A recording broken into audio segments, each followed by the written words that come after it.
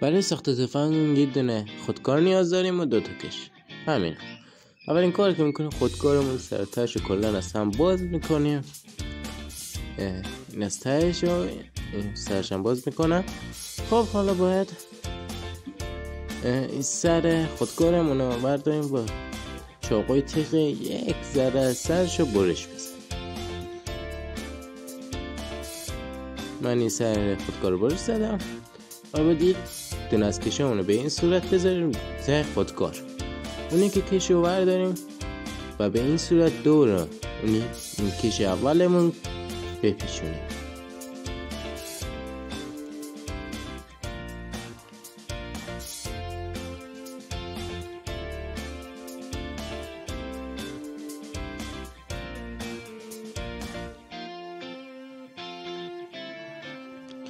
حالا دیگه تموم شد.